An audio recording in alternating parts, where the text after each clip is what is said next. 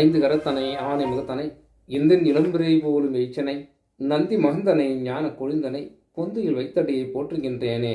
நாளின் செய்யும் நிதாயம் செய்யும் என்ன நாடி வந்த கோளின் செய்யும் கொடுங்கூற்று என் செய்யும் குமரேசர் தாளும் சிலம்பும் சிதங்கையும் தண்டையும் சண்புகமும் தோலும் கடம்பும் எனக்கு முன்னே வந்து தோன்றினே. சர்வமங்கல மங்கல்ய சிவ சர்வார்த்த சாதிக்கே சரண்யே திரியம்பிரிகே கௌரி நாராயணி நமஸ்துதே. ஞானம் நந்தவனம் தேவம் நிர்மலம் ஸ்படிகாக்கிருத்தியும் ஆதாரம் சர்வ வித்யாநாமய கிரீவம் உபாஸ்மகே. வணக்கம். குருதசா சனி புத்தி காலங்களிலே ஒரு ஜாதகனுக்கு எந்த விதமான பலன்களை அது ஏற்படுத்தும் அப்படின்னா, அதாவது அவருடைய ஜனனகால ஜாதகத்திலே குருவின் நிலையையும் சனி பகவான் நின்ற நிலையையும் பொறுத்துத்தான் அந்த ஜாதகனுக்கு பலாபலன்களை அது கொடுக்கும். அது அந்த ஜாதகனுடைய பொறுத்தது. இது பொது பலன்களாக என்ன பலன்களை கொடுக்கும்? ஏன்னா எதிர்மறையாக கேள்விகள் வரும். இப்படி இருந்தால் இப்படி வருமா, ஏன் எதிர்மறையாக எனக்கு இருக்குது, அவன் இந்த ஜோசிக்காரர் இப்படி பேசுகிறாரு அப்படின்ற மாதிரி ஒரு கேள்வி வரும். அதனால தான் இந்த பதில். அதாவது அவரவருடைய ஜனனகால ஜாதகத்திலே நின்ற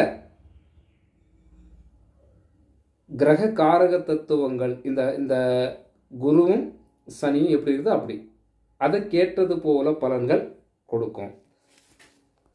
குருதசாவில் சனி புத்தி 2 ஆண்டுகள் 6 மாதங்கள் 12 நாட்கள் இந்த புத்தி நடைபெறுகிறது. குடும்பத்தில் சிறு சிறு பிரச்சனைகள் ஏற்பட்டு கணவனும் மனைவியும் பிரியக்கூடிய நிலைமையும் ஒரு சில ஜாதகங்களுக்கு ஏற்படுத்தக்கூடியதாக தெரிகிறது. அதே போல விரயம் என்ற விஷயத்திலே நோய் சம்பந்தப்பட்டதனால் அந்த குடும்பத்திலே விரயங்கள் ஏற்படக்கூடிய வாய்ப்புகள் அதிகம் உண்டு இந்த காலகட்டத்தில் அப்படின்னு சொல்லலாம். நாள்கால் ஜீவராசிகளை வளர்ப்பதால் அதன் மூலமாக அந்த ஜாதகனுக்கு லாபங்கள் வருவதாக இருக்கும். அப்போது இந்த தசா புத்தி காலங்களில் ஆரம்பத்தில் எந்த அளவிற்கு கஷ்டப்படுவாரோ துன்பப்படுவாங்களோ இறுதியில் சுகமடைவார்கள். எதையெல்லாம் இழந்தார்களோ அதை மீண்டும் பெறுபவராக இருக்க வாய்ப்புகள் உண்டு அப்படின்னு சொல்லுது.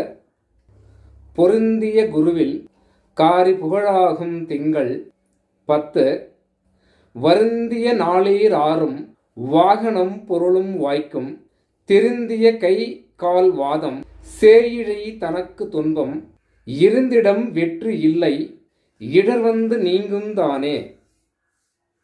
இந்த பாடலின் மூலமாக மிக அருமையான விளக்கங்களை நாம் தெரிந்து கொள்ளலாம். அதே போல சனி பகவான் கேந்திர கோணங்களில் இருந்து 3, 6, 11 ஆகிய இடங்களிலே இருந்தாலும் அதன் கிரகங்களின் தொடர்புகள் பெற்றாலும் தசாபுத்திகள் நடத்தினால் அந்த ஜாதகனுக்கு யோகமான பலன்களே நடக்கக்கூடியதாக இருக்கும். 8, 12ஆம் இடங்களில் இருந்து புத்தி நடத்தினால் இது தீய பலன்களை கொடுக்கும். மேற்கூறிய வகையிலே குருதசா சனி புத்தியின் காலங்கள் அந்த ஜாதகனுக்கு சுப பலன்களை குறைவானதாகவே கொடுக்கும்.